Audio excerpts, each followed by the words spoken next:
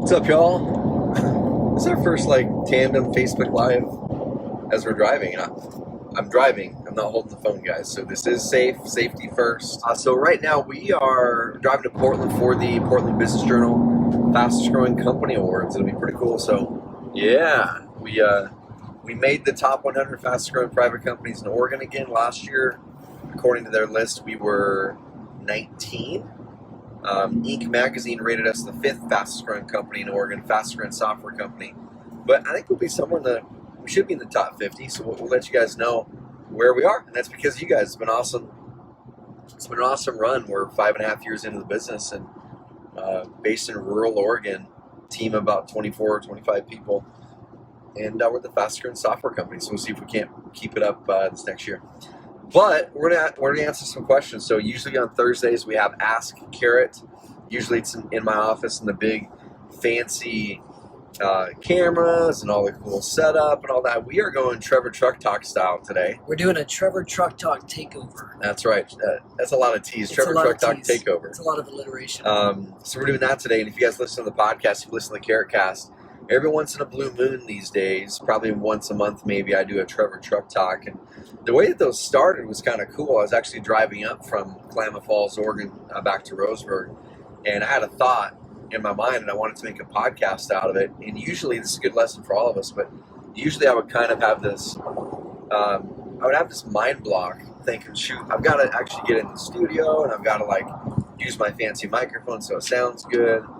And I said, well, what if I just record it on my cell phone and upload it as a podcast with really almost no editing? I mean, just probably balancing stuff and cutting out the traffic sound or whatever. And we'll see if that's going to be just as good. And people love the Trevor Truck Talks because they're straight from the heart.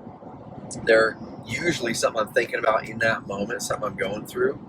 So I'm going to do more of them, but that's what this is right here. So definitely going to dive in on this just like normal. Ask Carrot, going to answer questions. And I know Brady's got some questions kind of seeded. We'll answer them. It could be anything about how to build a business. It could be how do you come up with an idea for a business. It could be about routines. I'll tell you about how bad some of mine are and how good some of them are. And we can share our wins and losses together. Anything at all is on the table for this Ask Carrot, guys. So if there's anything that you're wanting to improve in your business or improve in your life, throw the question at me.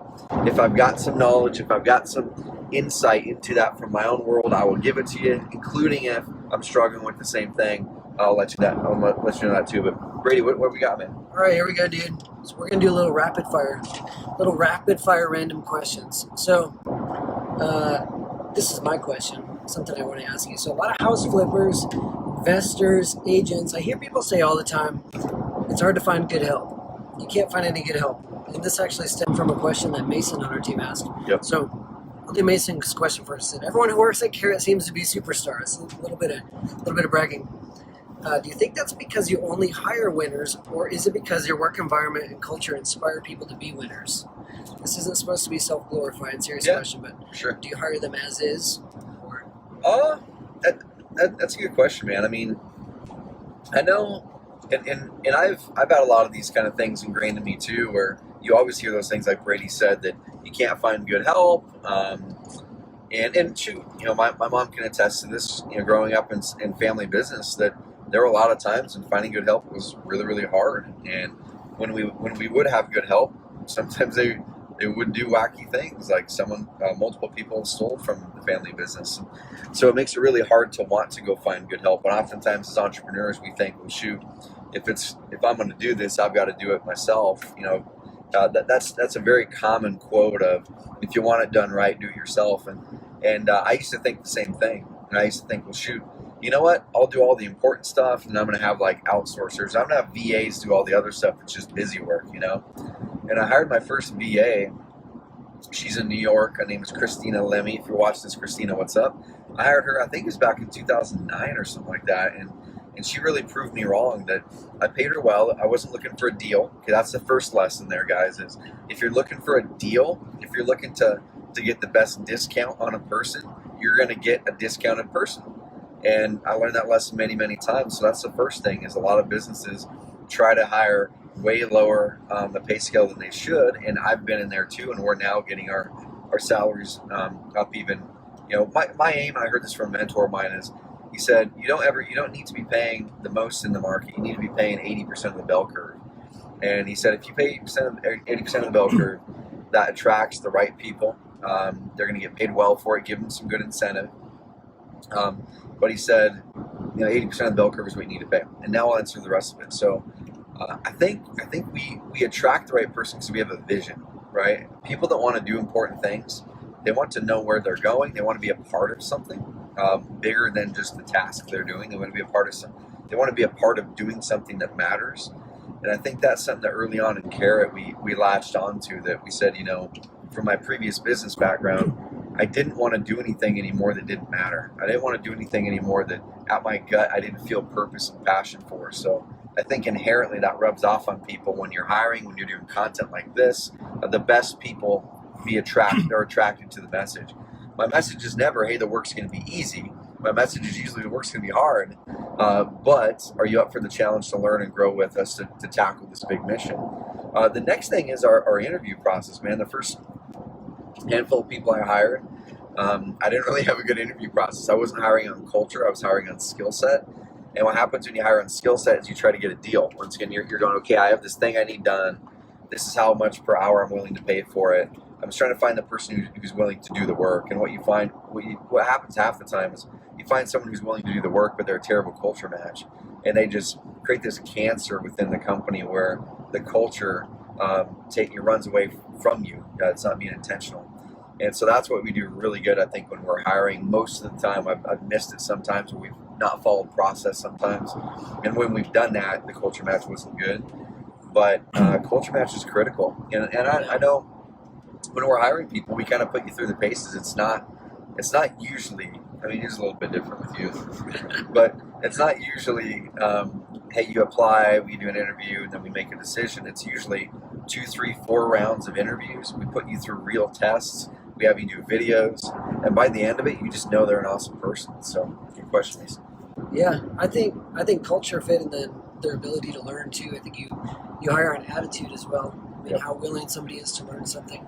That's kind of how I came on. It's like, how much are you willing to learn? How much of a challenge are you up for? Not how much can you do at this very moment. Yeah. What can we teach you? And dude, and kind of close out my remarks on Mason's thing is, most of the people in our company, they're doing work that before Carrot they had never done before. If you look at Brady, I saw a lot of potential in him that he didn't see, how to use his skill set in a way, his love for music, in a way that was different than what he had thought. So he's doing a lot of podcast stuff and video stuff, and there's things in there that really help him latch on to some of that love that he's got for music and music production, which is personal to him. Yeah. And other people like Mason, he'd never done online tech support. He'd never really built websites and stuff like that. Joaquin, same thing. Joaquin comes from the live event world. He's working events like Coachella and stuff like that. And then he was a coach, a running coach. And, he did some marketing on his own, but he'd never really done this stuff. And so I think if you find the right people, they have the aptitude to do the work. You put them in training, which we need to do that better. And they're going to put out great work. If you haven't listened to the podcast we did, was it 3 or 4 weeks ago? I did a podcast on how to, I don't remember the title, business versus passion, something like that. Oh, yeah. How business can fuel your passion, and the difference between having the business be your passion and what it means to have it fuel your passion. So go check that out. And we talk a little bit more about that, about how you can, find people and give them a job, give them an opportunity where they can do things that they love, and you can have your employees find happiness in their job. So it's an awesome podcast. Next question. So you're passionate about marketing, or even if you're not passionate, you're a great marketer. So why is it, I've heard you say this before, why is it every entrepreneur's job to be a marketer? Why is it important for the guy that owns the convenience store, the insurance agent, the real estate agent, investor, the dentist? Why does everybody have to be a marketer? Or do they? Well, they don't, but someone in the company has to be, right? So if you're the founder of the company and you're not going to really learn marketing, really learn how to create an amazing product, an amazing offer, how to craft all that and get the word out to people and join the conversation that's already going on in their mind and solve the problem. If you're not going to learn how to do that, then someone else in the company has to. Otherwise, you're going to end up being that, the broke entrepreneur that has an amazing product, but no one wants to buy it because no one knows about it. And I think there's way more companies out there like that are. I mean, look at artists, man. Art is so subjective. I would argue that oftentimes the current artists today, the ones who are paid the most, are the best marketers. They're not the best artists per se. I mean, maybe in some cases you can clearly tell this person, no one in the world can do it. I would totally agree for the vast majority of them, and if they're not a great marketer, then they're the exception. I think the minority is the ones who are great artists and they don't know a dang thing about marketing. Yeah. And it's because they just put everything into their voice or their instrument. Yeah. And they think that because you have a great product that automatically it's gonna be found. It's just like you look at American Idol all the time, or any of those shows like that, where you find these people who are just world-class talents stuck in a small town somewhere, but they didn't have the marketing machine to make them big. So a lot of people just sit there with their amazing talent or their amazing product, and they think, well, it's awesome. Because it's so awesome, people are going to find me. Yeah, I'm going to get my break, but you have to create your own break. With Carrot, we've always had a really good product, but out of the gates, our product wasn't amazing. We had really, really good marketing, and then we backed it up with the product that worked. And I think a really good example of this too is there's companies that were started in our industry that were direct competitors of ours that were started about the same time. That we charge more than they do because we add more value. And in one case, our business is 5 to 6 times larger. And we started the exact same year, a head-to-head competing product. Our product results are better. That's one of the reasons we grew, because the results, the product actually fulfills it. But our marketing was just so much better. We got the word out to people, and before we knew, we controlled the market. A couple things on the marketing, though, if you guys want to learn, well, how do you become a great marketer? There's a million books on it, but here's the essence of it, okay? That's good. This was already going to be my next question. Well, there we go. What's the one concept, the best takeaway? There we go. So anybody.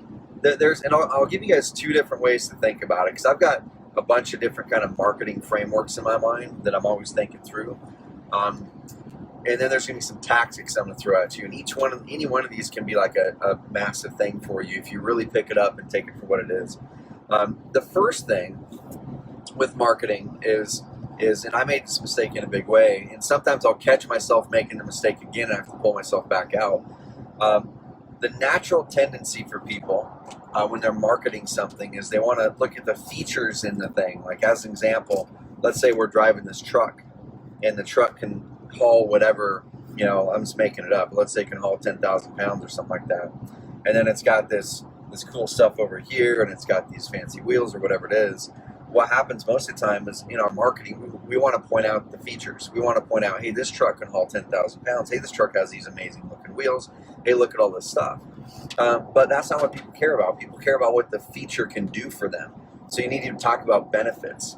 And that was something that took me a year or 2 to really latch onto, is think about benefits first and bring in features next. Okay, so in this case, rather than saying, hey, this truck can tow 10,000 pounds, you might show a picture or a video of a truck towing a big old huge boat, which illustrates the 10,000 pounds. Okay, and then you can say tow anything with this truck, and enjoy your lifestyle, whatever it is. Like, what are the benefits? Why would someone want to tow that much weight? And then make sure you bring that up in it. Another thing, so features, not benefits. So we've got this. I don't know if you've ever looked at it. I'm sorry, benefits, not features. I don't know if you've ever looked at it, Brady, in our boardroom. We've got that little Super Mario poster. Oh yeah. So people don't buy products. People buy better versions of themselves. Exactly. Yep. Yeah. That's the next concept, which goes hand in hand with the last one I talked about, the benefits, not features.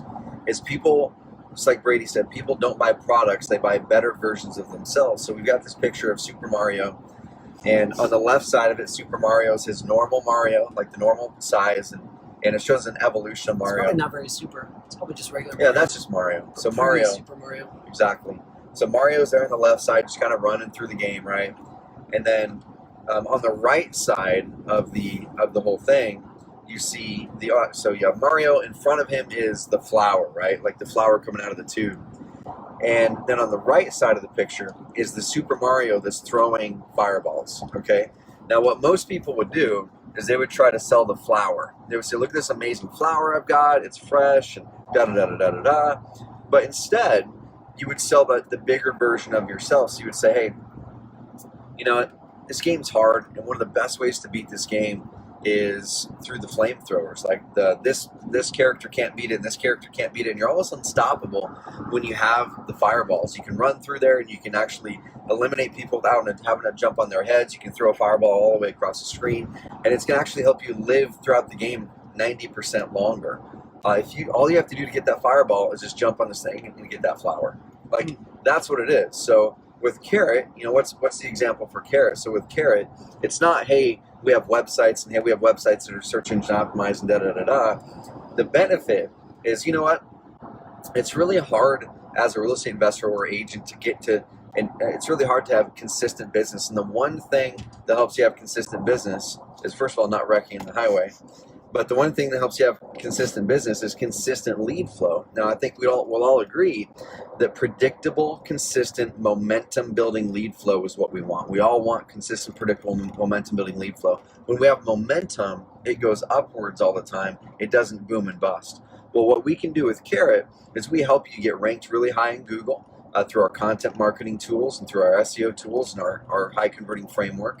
We help you convert more of your visitors into leads so you can actually profit more dollars from the marketing that you're doing. You can work less if you want to, or you can just have more money in the bank.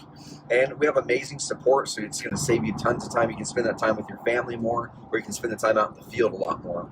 So it's only $99 for all of that, for consistency, predictability, momentum, and just the support of everything that you get. That's a lot better than saying, hey, come buy a website from us for $99 a month. Because we are truly providing all this benefit, and it happens, you get the benefit by, all you got to do is just go sign up for this plan and do the stuff, follow the plan. Right. That's good stuff. Yeah, cool. It's good. Ashley says, people don't buy, so Simon Sinek, people don't buy what you do, they buy why you do it. That's totally true. And so we had Carrot Camp here recently, and I was shooting some testimonials, getting some feedback from our Carrot Campers, and asking them what they liked, what they loved about it, and getting feedback about Carrot the product. And one of the common recurring things was, we just love Carrot. Like, we just love the team, we love the company, we love your guys' attitude, you know, the way support is. They have buy-in. They line up with our values and our mission and our why, and so yeah, that's definitely key too. And when you market that way, oftentimes people will buy stuff for good or for worse that they don't even know what they're buying, right? Yeah. Because they're just like, I just want whatever is like this thing. I just want the benefit that it seems like you guys are providing. I want to be in that world, and you'll see companies like that for some reason people pay way more money for coffee, you know, to Starbucks than they did any other coffee company before Starbucks came in, and part of it was the premium service, you know, as far as like it's almost like a living room, and it's an experience. You're paying for an experience, not just for coffee. Right. But also they do have a why behind it. You know, they're a very socially conscious company. If you look at, let's say, Starbucks versus My Coffee in Town. Like, I love My Coffee in Town, but they fundamentally attract different people. We were talking about this. I can't remember if it was you I was talking with about it, but if you go into Starbucks, you're going to see some overlap, but I'll go into Starbucks every now and then. But there's a fundamentally different crowd that's attracted to a Starbucks than My Coffee, and not in a good way. Hey, we're back. We are back. We're driving through the mountains right now. So if we drop out again, don't worry, we'll come back on. And even if we don't come back on live, we'll post it later, podcast, YouTube, Facebook. So I'm going to throw some random ones in there. This is a question for me. What's your favorite Kickstarter? What's favorite Kickstarter? Your favorite Kickstarter campaign? Something you saw and you're like, that is freaking awesome. The only one that I ever bought. Like, so this is the only Kickstarter. I've ever bought a Kickstarter. This is the only one I ever bought. There are a lot that I wanted to buy, but I never did. So I'll tell you my favorite one, then I'll tell you the only one I ever bought. My favorite one, but I couldn't justify the purchase, was this cooler out of this company in Portland. Did you see that one? No. Oh, what was it called, man? Was it a Yeti? Was it $800? It was like $400 or $500. Yeah. But it had like a blender in it. It had a radio in it. It had all this crazy. It was called the Coolest. It was called the Coolest, Okay. and they sold it. It broke records all over the place. They sold millions of dollars in this thing, and then they ended up having a big backlash because manufacturing and stuff, which kind of sucked. They sold. I mean, it was literally like $8 or $9 million in these coolers. That's probably my favorite because the marketing behind it was ingenious. The whole thing, the product was great, but they didn't have the manufacturing taken care of it. Okay, so honestly, did you buy it because you really wanted the cooler, or because you're a marketing nerd and they did such a good job with it? Well, I didn't buy that. That was my favorite. Oh, okay. That was my favorite, but I never buy it. bought it because I thought, man, That's I good. already have a cooler and I don't need one that has a blender on it. That would be The only one that I ever bought was actually the exact opposite of it. It was like $6 or $10 or something like that. Might have been 20. I don't remember. Styrofoam disposable. No, it was something called the Bropener, and it was these guys who they're like, well, Oh, that. it's in our office. It's on the counter. It's on the counter edge. It's just this little piece of metal that's milled and it has an edge on it, and then it has this really sticky thing you can stick it to any surface, and it's a magnet. So you put your bottle on the end of it, and their whole thesis was, rather than having to, if you're at a party or whatever and you don't have a bottle opener with you, rather than having to take it and bang it on the end of the counter and break something, like chip off the counter or try to use your teeth or whatever, you just put these bro openers in places and you put the bottle cap on there and give it a pop, and then it sticks to it because it's the magnet. It works, but man, it like cracks your knuckles when you do it. Dude, my favorite Kickstarter was the No Phone. Did you ever see the No Phone? No Phone. You get a cell phone addiction. It's a rubber brick shaped just like an iPhone. It's all black. It's like $9.99. They sold tons of them. Really? That's mean, funny. Hundreds of thousands of No Phones, and then you could get the No Phone Plus, and then the upsell was the No Phone Selfie, so you could get it with a mirrored finish. Oh, really? So you could do selfies. That's funny. Yeah, doubles as a mirror. What are they doing? No, it was just a gimmicky marketing thing. It was genius because That's they're like, funny. are you sick of carrying around like a real cell phone? Or they were basically like making fun of cell phone addiction and saying, instead, carry around this weight. It's like Gotcha. you're trying to quit smoking and you start chewing carrots or something. It's like that. That's good. Let's see what else we got. If you had the opportunity to wrestle any animal, not if you had to, if you got the opportunity to wrestle any animal, what would it be? To wrestle an animal. Wrestle an animal. And I was talking about this with Josh this morning. And Like an aggressive wrestle or a playful wrestle? it can be an aggressive wrestle, but neither of you get hurt. So, Dude, I want to wrestle with a koala because bear. you might feel bad if you win. And Koala bear for sure. A koala bear? Yeah, it'd be like a playful laughing wrestle, like slow motion video. I feel like wrestling with the koala bear. there's a meme coming now. I feel like there's going to be a piece of content in the future with koala A bear. koala bear or like a legit brown bear or something like that. Baby. Brown bear? Like a baby. Baby brown bear. That'd be kind of fun. Dude, brown bear rolls over on me and I'm dead. I will Yep. not wrestle a 400-pound brown bear. Yeah. Let's see, what else we got? What's the number one thing that prevents most young entrepreneurs from achieving their goals? I think I know what the answer is. I want to hear your take on this. Yeah. What's the number one thing? Man, well, I mean, there's a lot, right? Like, there's so many, but the number one thing is people are too afraid to start, and then they don't stick with it when they do. And that first failure then scares them to start again. And I see that happen a lot where people are like, well, I'm gonna give it this shot and do this thing, and then if it doesn't work, I can fall back and get a job. Guys, if you already have that mindset of I'm gonna try this thing and I'm gonna see if I can make it work and I'm gonna fall back and get a job, you're going to fall back and get a job. Like, that's just what's gonna happen. And so you haven't committed that you're gonna make it work. I know when I started, that was my original mindset out of college. Is I said I'm gonna give myself a full year. It wasn't, hey, I'm gonna try this business out, because a lot of us trying a business out might be a half-assed effort of trying a couple of tactics and they don't work. You get discouraged and go, well, that didn't work. But I put a very finite time period on my trial period of becoming an entrepreneur back in 2000. I guess it would have been like 2006, 7. And I said, I'm going to give myself a year. And that gave me a year to try and fail in a lot of things. So it wasn't, hey, I'm going to try this one business. It was, I'm going to give myself a year to not get a job, and I'm going to do whatever it takes to finally figure out how to make money on my own. Yeah. And so I tried like a lot of things. I was working with my Uncle Larry, doing some marketing with him and their mortgage company. And that was kind of paying, the the crux of many living expenses out of my credit card. And then I tried probably 5, 6 different business ideas that year. Some of them were half-assed effort. Some of them, it made money, but I discovered I didn't want to do it. And then, the internet and building businesses online and learning marketing is kind of what stuck. I'm like, okay, I think I like this thing. So that's the biggest thing. People aren't taking a chance on themselves.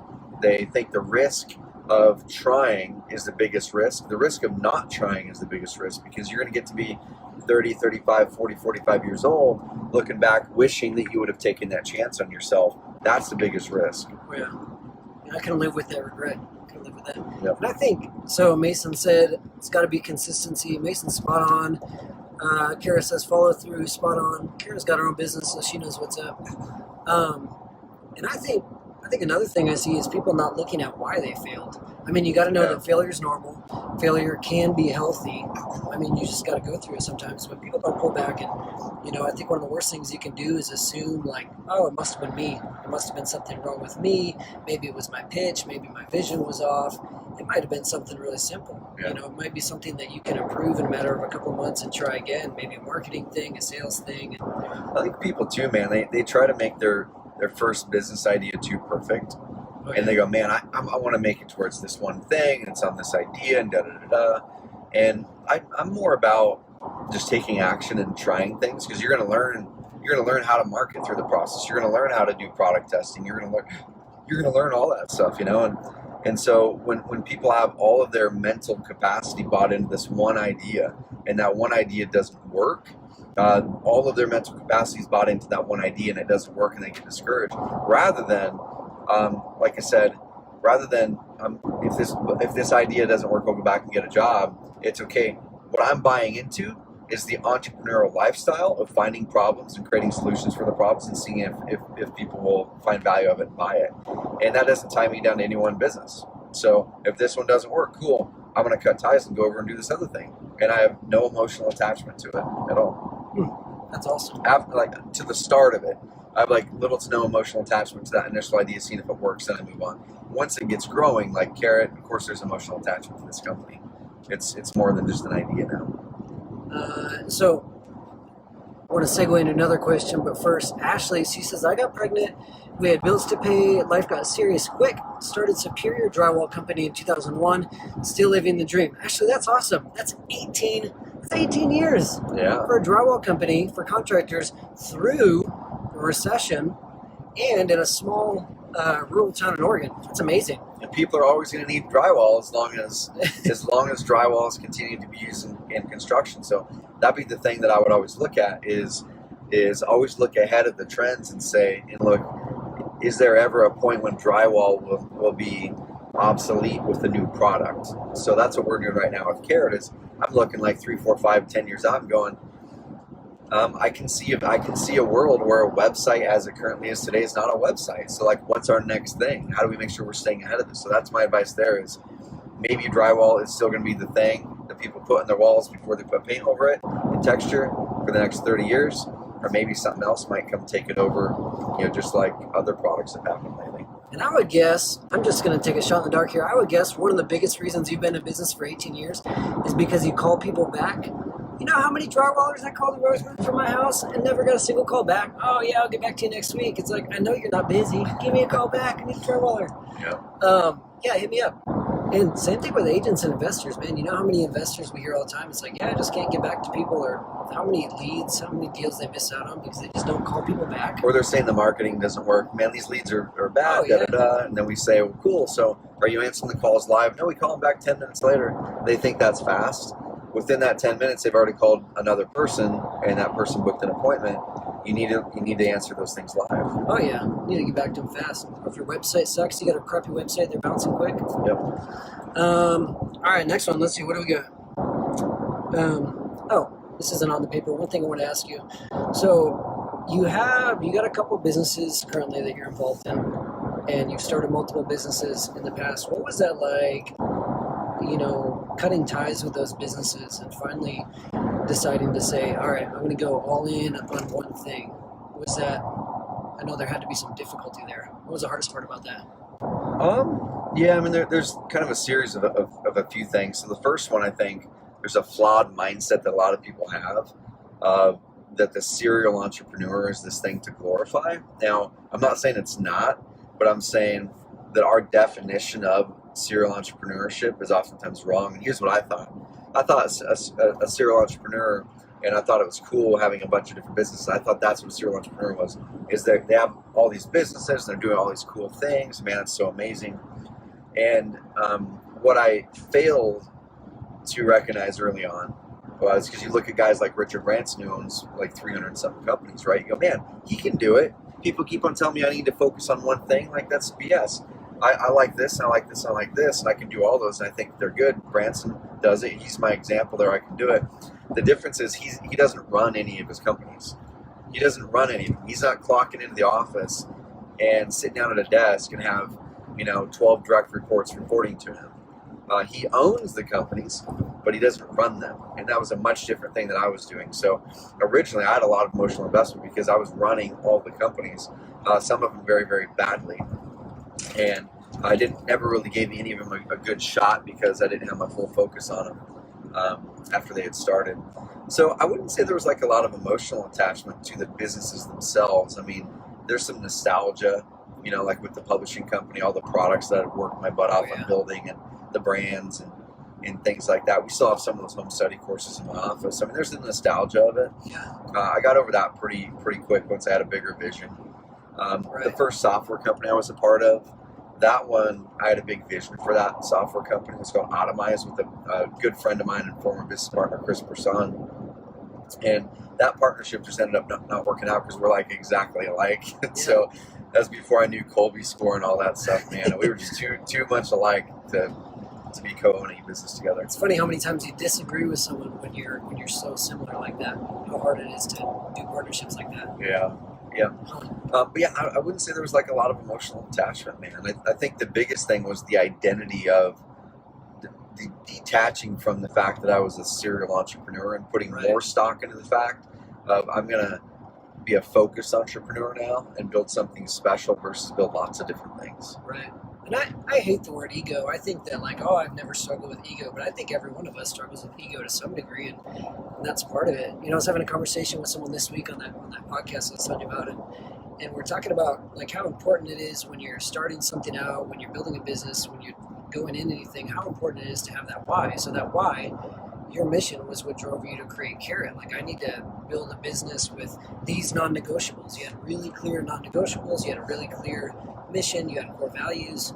And a lot of people, they go build something. I've done this. You go build something because it looks cool, because somebody else did it. Like you said, Richard Branson's doing it.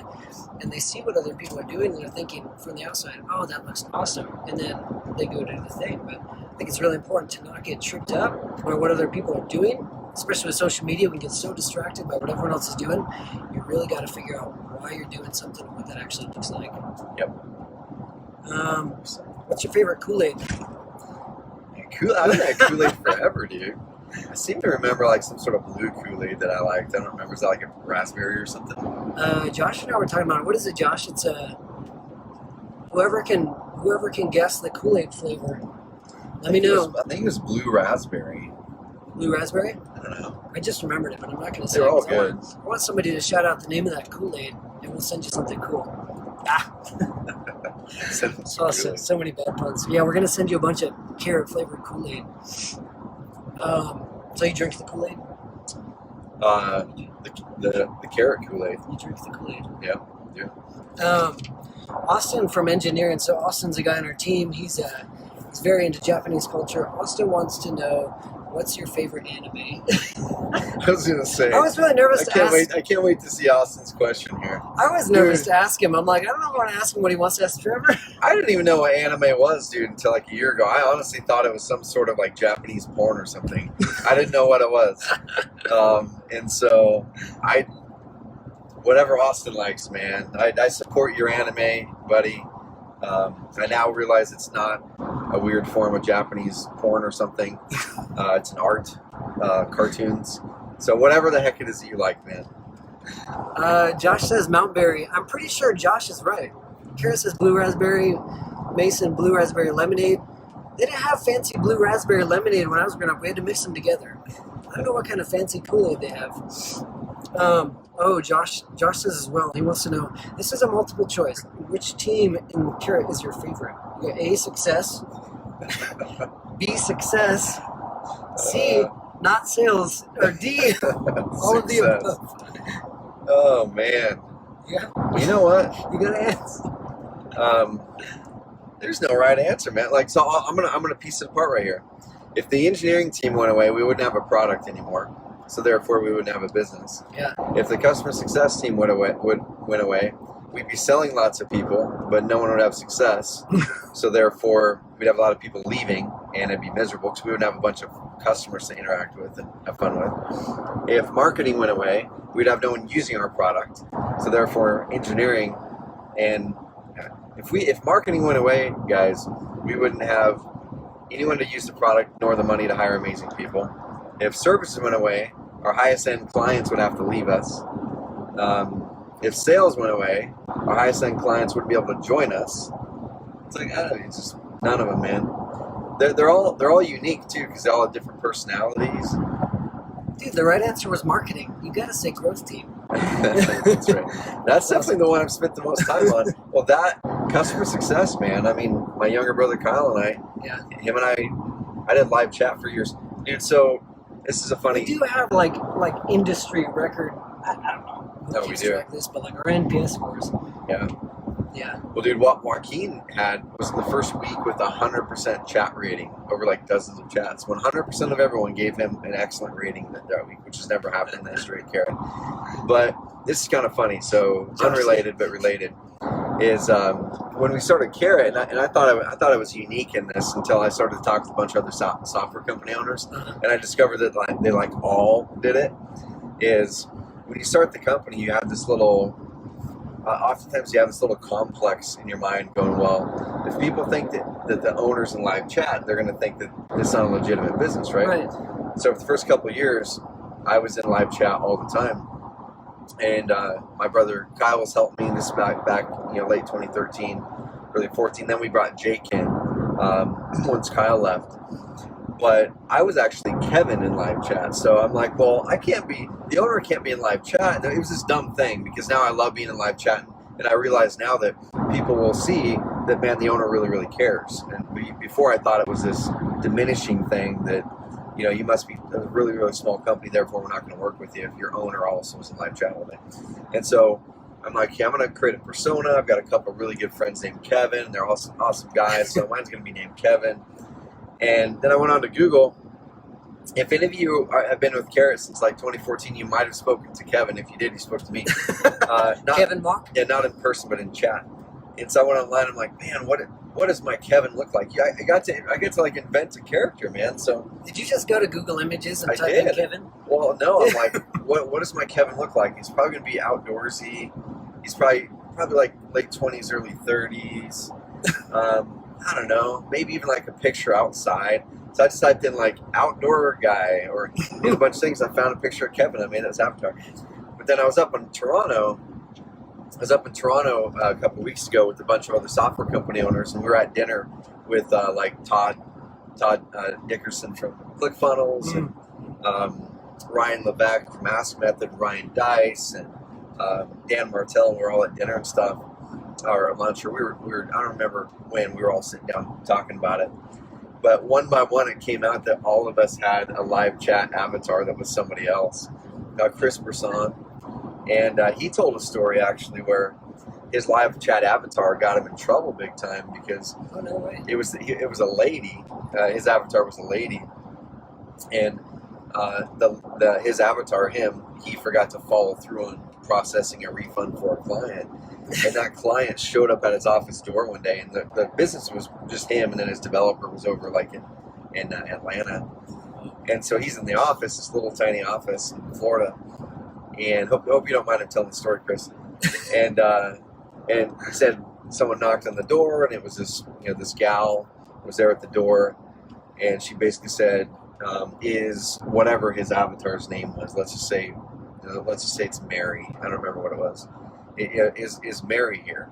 And Chris is like, Mary, like it's him, you know, you can't tell her that. We don't have a Mary. Yeah, and he goes, well, Mary's remote, and she doesn't work here. And she goes, well, this Mary lady, Chris goes, I'm the owner, and this Mary lady has said 3 times she's going to give me this refund, and da-da-da.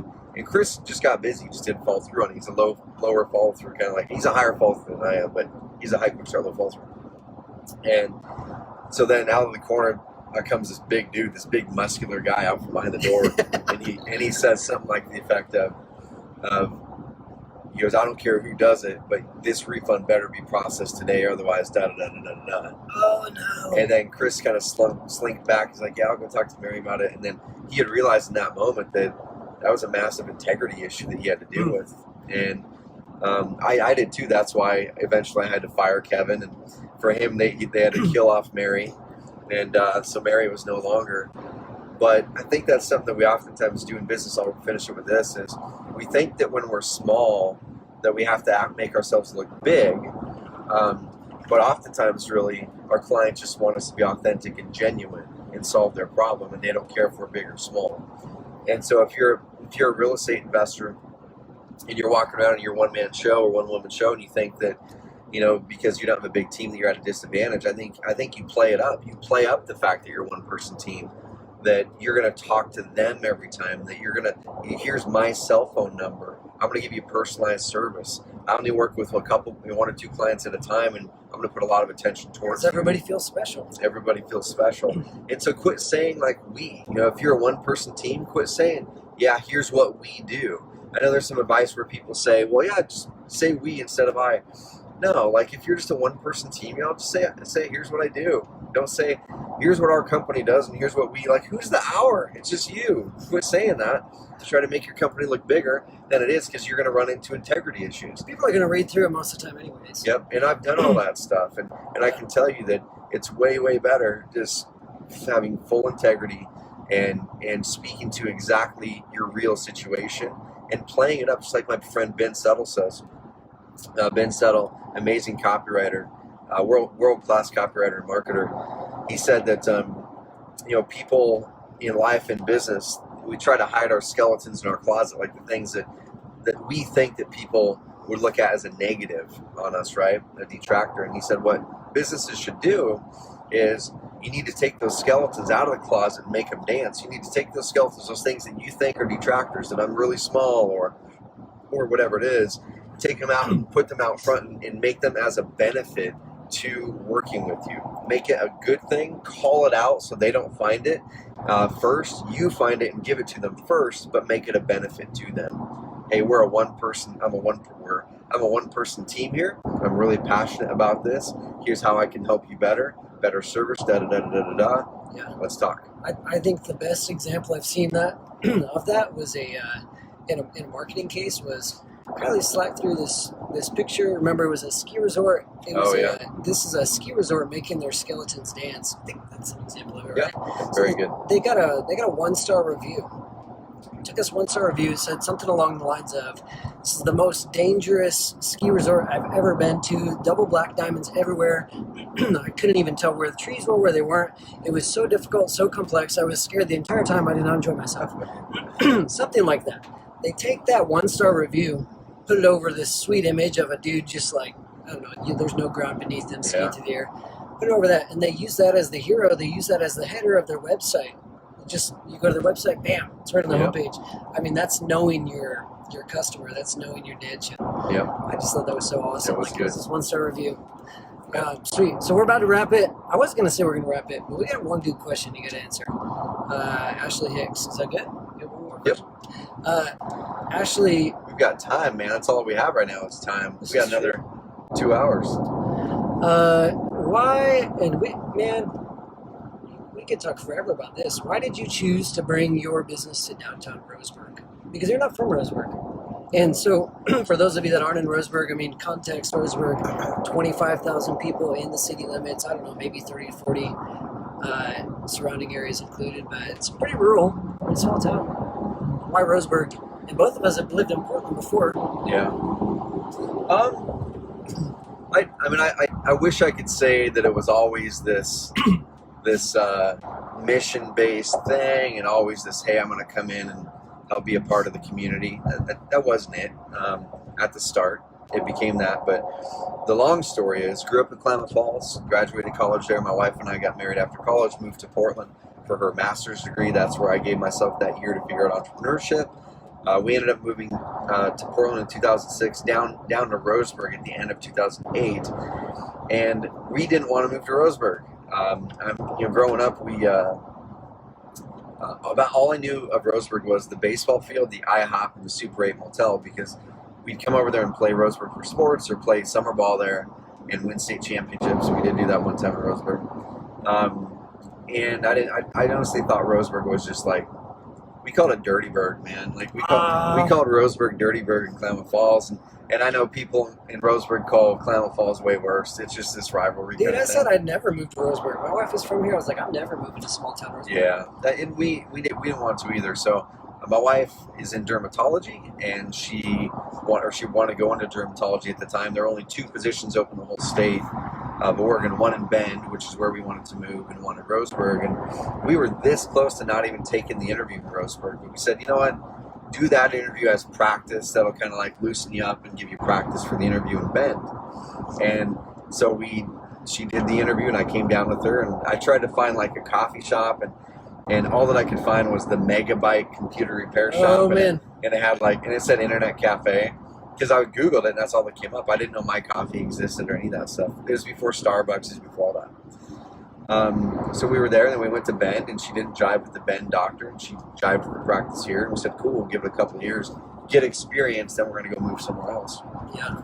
And so 8 years later. Yeah, I mean, a decade later, 11 years later. So Sheesh. we moved here at the end of 2008. We said we're going to give it a couple years. And here's a mistake I made that I think a lot of people can resonate with is we didn't commit to anything as far as home goes. We bought a home, but we bought a house, but we didn't feel like we had a home. Anytime we would go out of town or come back, we always felt this weird feeling driving into Roseburg and driving into Portland, driving into Klamath. It's like nowhere felt like home.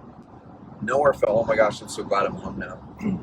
And so we were trying to figure out why, and we're going, is it that we don't like Roseburg, or like what is it? Is it that we nowhere felt like it was home? And so we drew the line down the middle of the paper, pros and cons. We did pros and cons of the cities we thought we might want to live to. Corvallis, we were looking for houses in Corvallis.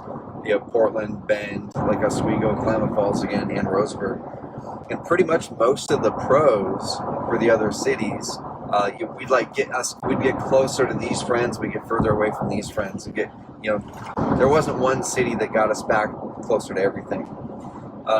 But pretty much most of the pros were like more places to spend our money. It was more restaurants, it was more things, more shopping, more places to spend our money. And we said, are we guaranteed to be happier? Are we guaranteed to be happier? That was the question we asked. We didn't say, do we think we will be? Are we guaranteed to be happier if we move to Corvallis or move to Bend than we are now? And the answer was no. We're like, no, because we've still got to build community. We've still got to get to know people.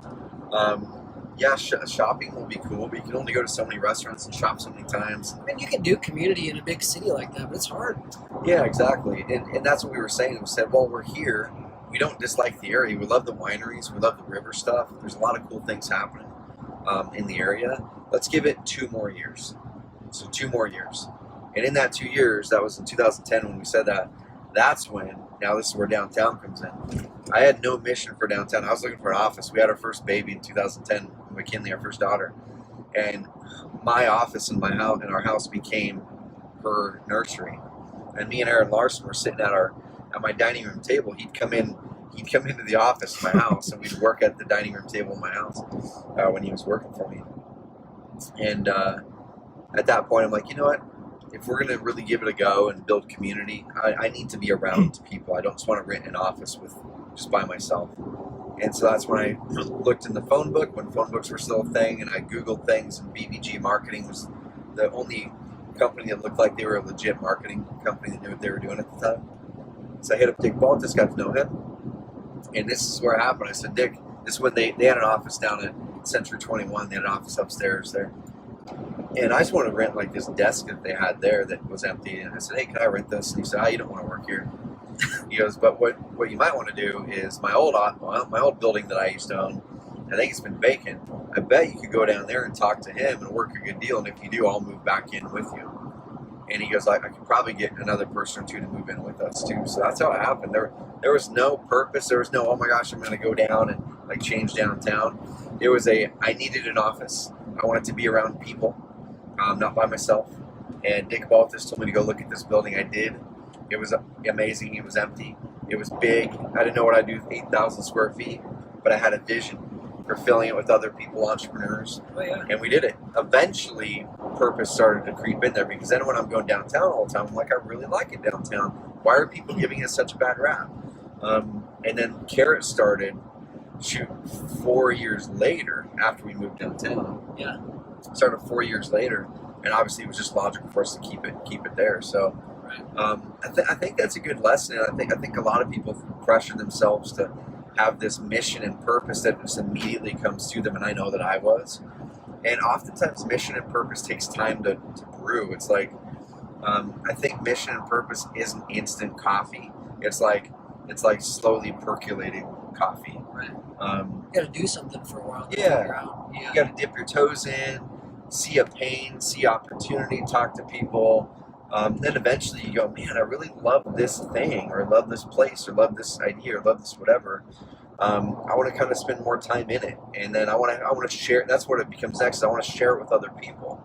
Oh, cool. Other people kind of enjoy it too. But then there's these haters. I want to change their mind, and then it eventually became a mission. Hey, how do we make our part towards changing downtown? You know, people give so much credit, give so much weight to where you live physically. Like, I mean, I've moved like 18 times. I've lived in big cities, dinky towns. It's like, I think community to me is the most important thing. I mean, you can make community everywhere, and all those other things, you just got more places to spend your money. I mean, the weather matters, the economy matters, but yeah, I mean, you can be Community's big, man. And so what did I do there? Guys, I think right now, like, one of the biggest problems with America in general right now is people think community is a Facebook group.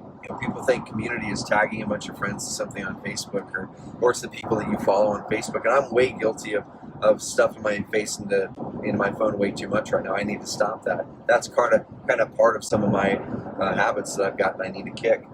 But we'll stop it after Ask Karen.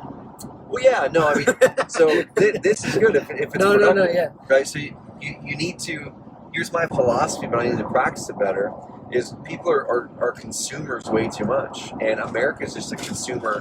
It's a massive consumer society. But that's the thing, is humans weren't built innately to want to overconsume stuff. If you look at Aboriginal tribes, wherever they are, they consume what they need, and you don't really see a lot of overweight people in Aboriginal areas. You see people make what they need and what they're actually going to use within a short amount of time. And so it's this thing that we built up as we had these luxuries, as you started to change the monetary system over the years, as people were able to save up and have extra. And then there was what's innate in humans is competition, is keeping up with the Joneses, is psychology of not wanting to fall behind. Therefore, people keep on consuming. And then financial instruments make it easy to consume more, because you don't have to actually have cash to do it anymore. You just have a card, and then you figure out how to pay the card later. That's like what happens. People just consume way too much. So that's my mentality, is I want to switch to like 95% creation on social media, creating stuff and putting it out there to hopefully inspire people or guide people in the right direction, and like 2% or 5% consumption.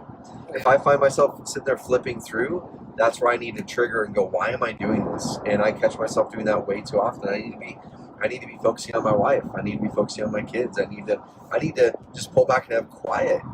So everybody needs to quit consuming as much, except for Ask Carrots once a week in any video or Instagram post. Yeah, any carrot. Yeah, unfollow everybody. You heard Trevor just say pretty much unfollow everybody except for Carrot on your Facebook. And subscribe to the Carrot Cast. Yeah, subscribe to the Carrot Cast please, before you unfollow. So what was the question, man? I went off on something else. No, that's the perfect segue. That's okay. You answered the question. Well, the question was why Roseburg? Why choose to start a business in a rural town? So, it was by default. Mission and purpose evolved, and now you have your reason to stay there, which is to make a bigger impact on the community. It's potential for growth and to do something awesome. And we've got a cool announcement. It'll be in June sometime, because it's not like official yet, but we've got a cool announcement. So that's the perfect segue. Kara asked, and she got a couple thumbs up on this. She said, since you have 2 hours, well, not 2 hours now, but that's okay. How do you balance your family life? And I can't wait to answer this, but you go first. How do you balance your family life and entrepreneurial endeavors?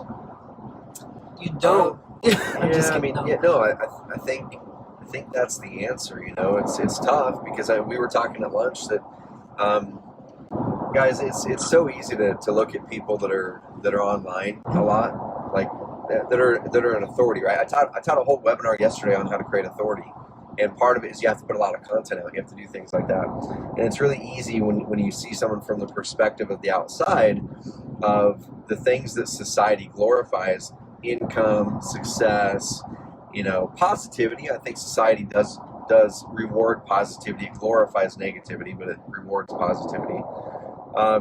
And what happens is we think that that's how their life is everywhere. So I will tell you that I'm working on it. Like I don't have a nail, that's for sure. I think sometimes I feel like I do, and sometimes I feel like I don't.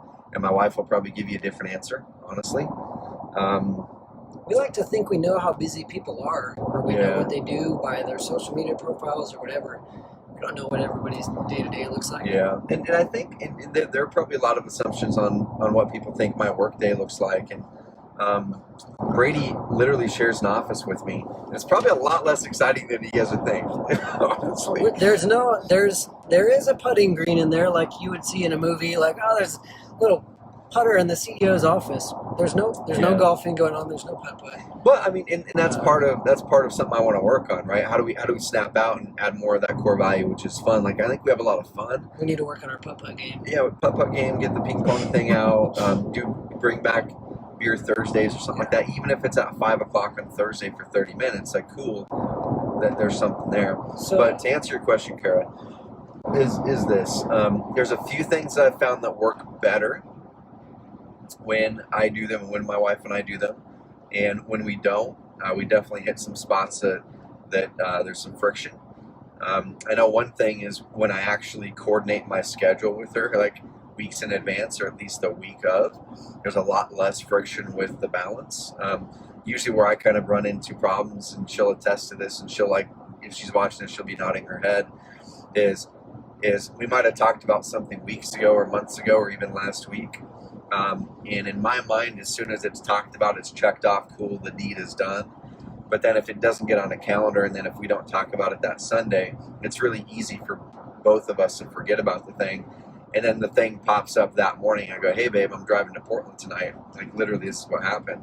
Hey, just a reminder, I'll be home really late tonight. And she goes, oh, that's tonight. Yeah, so we talked about it weeks ago, but it was on me for not making sure I was very intentional ahead of time, saying, hey, babe, here's what my schedule looks like this week. How can I serve you? And that's something I need to work on. So this isn't me teaching you how to do it right. This is me falling on my sword and saying I'm not doing it right a lot of the times.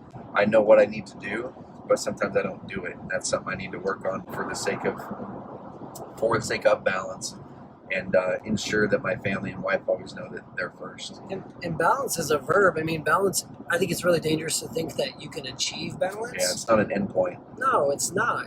Balance is a maintenance thing. You have to constantly fight for balance. I mean, yeah, it takes a lot of time and energy, and if your business is important enough. Yeah. There are a few things though. Here's a few other things that do help with balance. And same thing.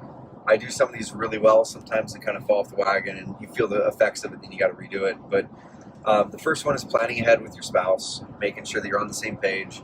And when I am conscious of making sure to plan things that are important to her first, then it's a lot easier for me than having to ask to say, hey, well, I've got this thing. Will that work? So that's where I need to do that a lot better. That's something I'd like to work on the next week or two with my wife on that. Next is with work. You have to make sure that work isn't like a chore. I think so many people go to work and it's a chore for them.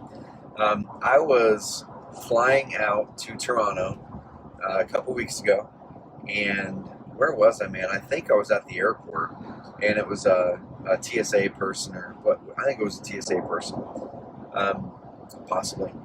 And it was early in the morning, like 6 in the morning on a Monday or something like that. And he said, "Hey, you going for pleasure or something like that?" I said, "No, I'm going to work, going for work." He goes, "Oh, sorry about that."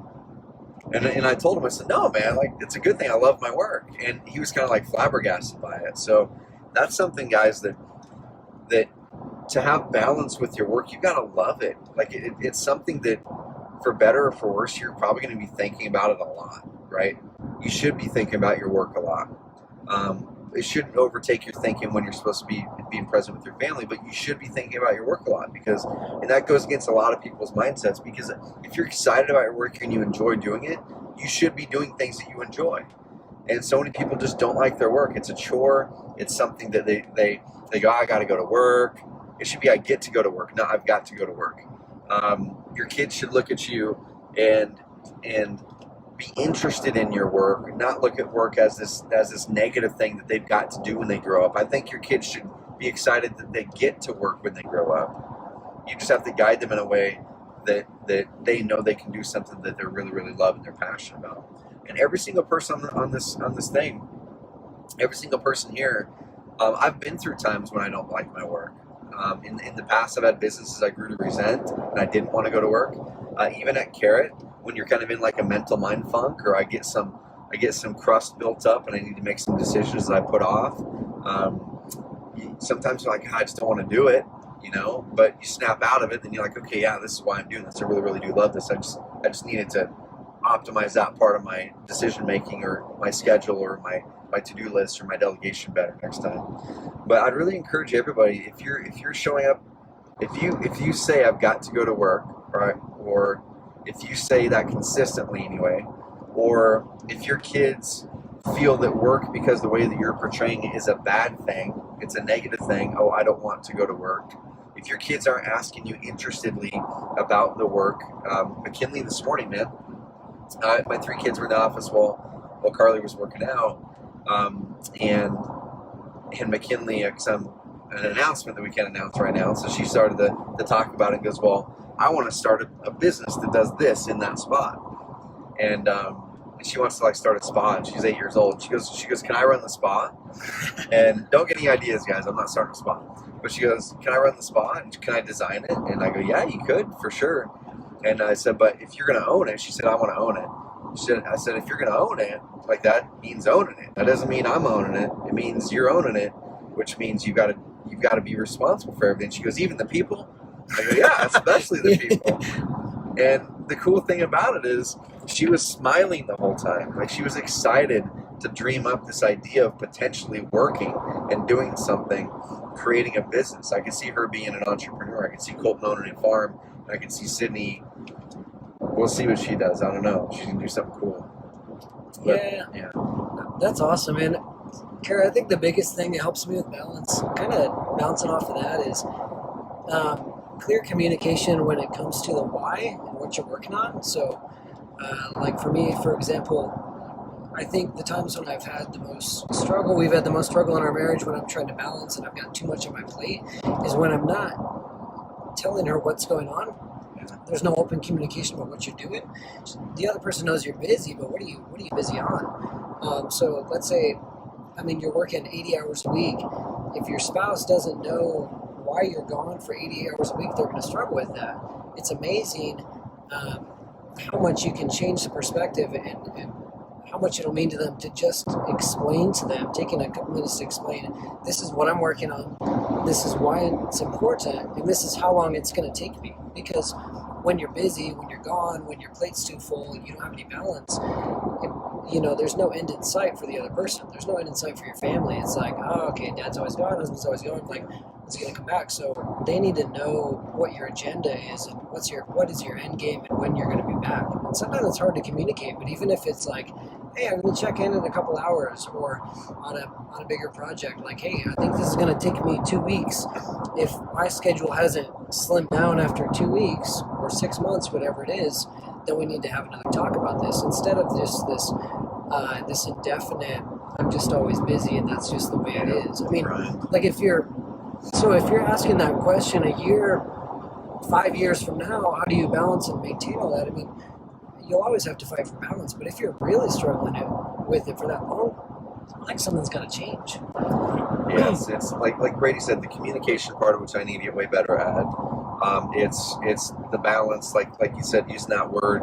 Visualize that. Like if you had a board and a tennis ball below the board and you're trying to balance it, the board's going to go all the way both directions, hit the bottom, but you're trying to go towards center as much as possible, which means you've got to dive fully into work and do it and really go all in on it, and then you dive fully into family, and you have to figure out the cadence that's the right cadence for you.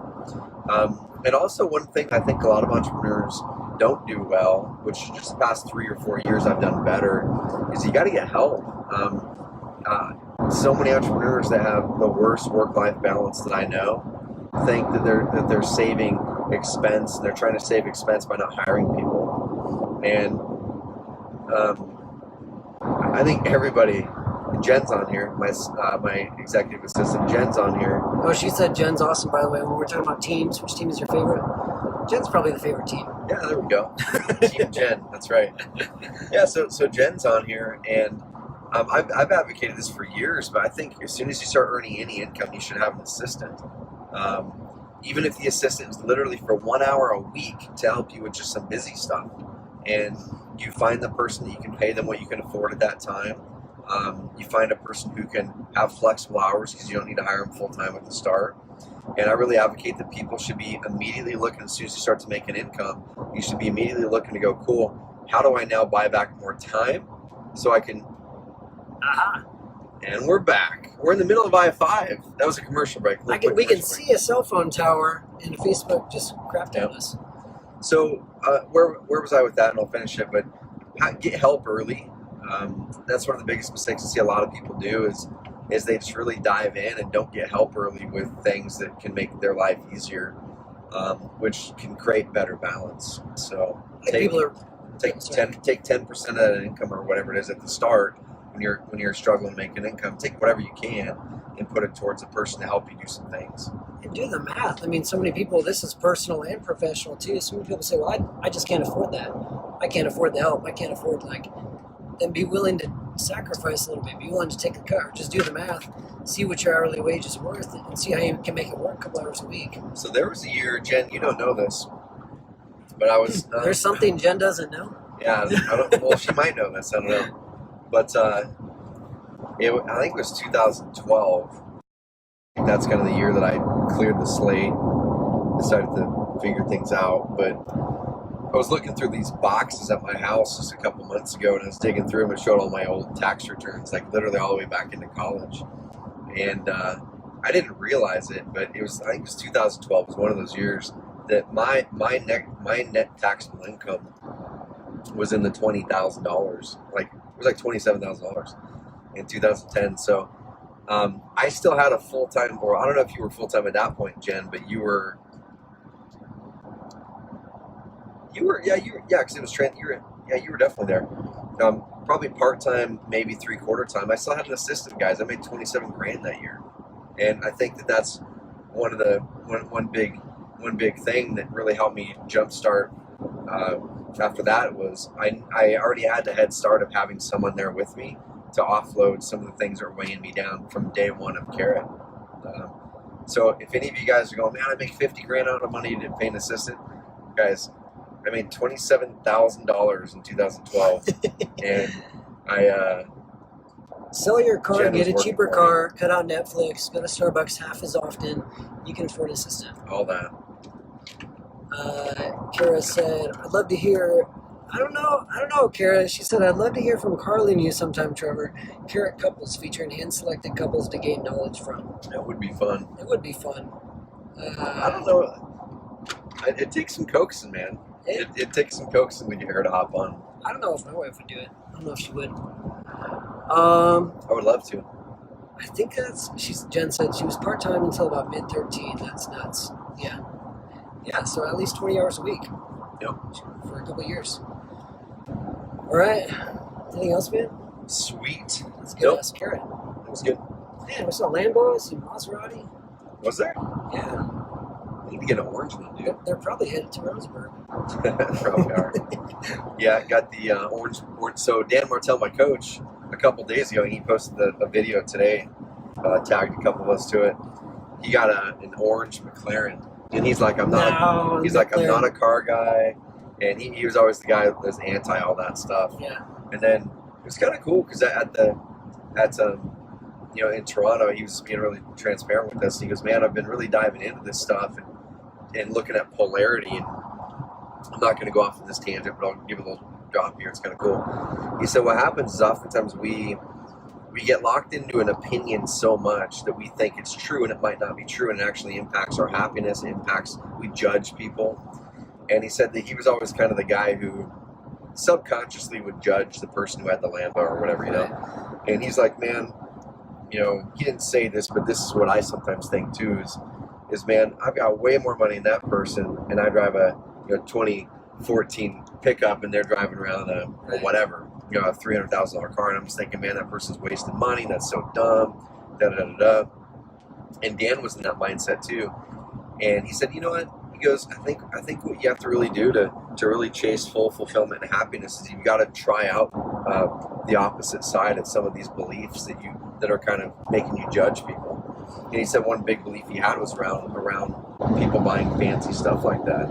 And he also had a belief that people would judge him and think he's like, just a douche or whatever. Oh, yeah. And so he hit up his assistant and some other people and said, hey, I'm thinking about buying a McLaren. What do you think? And they're like really pumped about it. He was, okay, that's interesting. That's cool. That's interesting. And he said, cool, I'm just going to buy a McLaren. He was originally, I'm just going to buy a McLaren. Yeah, and he said, I'm not a car guy and all that stuff. And he was originally going to get like a gray McLaren to kind of blend in. He goes, no, screw it. He goes, if I'm gonna go into this, I've got to like put full feet in. He goes, I'm gonna get the brightest one I can find. He lives in a town of 100,000 people in Canada. You get orange? It's orange. You got that orange? It's orange, man. And so it's just a good lesson in it. And he's pumped about it. He splurged on something he never would have. He now has the stigma in his mind erased, and he doesn't care what anyone thinks about it because it's like it's their problem, not his. And he gets to enjoy this amazing machine. Yeah. And it's cool. So it definitely challenged me. If my wife's watching, I've talked for years about getting a fancy car, but maybe in a couple of years I'll get some. We got to get our third garage over there cleared out, and then we also have to get pave our driveway because I don't want to have whatever a McLaren or I wouldn't get something like that. I'd get like might be scraping. I'd get a 60, early 60s, late 50s Corvette, like a really good, just cherry amazing one. Oh yeah. I'd get something like that.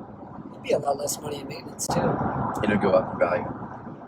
Steven says, overpriced vehicles, my friend. Depends on what you value. That's the if thing. If you love McLarens, it's not overpriced. It might be a bargain, depending on how much joy you get out of it. And I think it's the perspective, right? It's the perspective of, are you looking for the ego bump, or are you a purist in the vehicle, and you know everything about those vehicles, and you appreciate the mechanics, the art, the design, the whole thing of the vehicle. Yeah, I mean, at that level, you're buying art and you're buying performance. I mean, you're buying handcrafted engine blocks. You're not buying a car. A lot of people are buying ego, and they're buying ego. If you're buying a car, that is whatever. overpriced. That's one of the worst. That's not even an investment. You can't even call it a bad investment. Yeah. It's just anyways. Oh shoot! Now I got to end on a positive note. I'll stick with my 2012 pickup for a while though. Yeah. Oh man. All right. Well, we're gonna bounce. Thanks for hopping on, everybody. Thanks, guys. All right, we'll see you. Oh, we'll let you guys know. So we're gonna be in Portland here in about an hour, hour and a half. We will let you. So we might go live from Tucker's his big project in Portland. Tucker Merritt. If you guys have hopped on later, he's one of our clients. Flips a bunch of properties in Portland, kind of higher end stuff. And we're gonna stop by there, we'll take some pictures, maybe do a Facebook Live. I don't know, but we will let you guys know tonight where we land on the Portland Business Journal Fastest Growing Companies in Oregon awards. That's why we're heading up to Portland for that awards banquet. It would always be cool if we could beat our one last year. We were, according to PBJ, Portland Business Journal, we were the 19th fastest growing company in Oregon. Inc. Magazine rated us the 5th fastest growing. But I don't know. My gut is we're not going to be. We're not going to be lower than 19. I think we're probably going to be like the 20, 30, 40 range. Yeah. That's my guess. We'll see. Yep. We'll see. It'll be fun. right, everybody. Thanks for listening. If you don't, subscribe to the Carrot Cast on Apple Podcasts. Hit subscribe. Make sure you subscribe. Hit us up on Instagram. Trevor Mock on Instagram. Carrot on Instagram. Let us know what you think. Love your feedback on Ask Carrot on the podcast. What do you want to hear more of?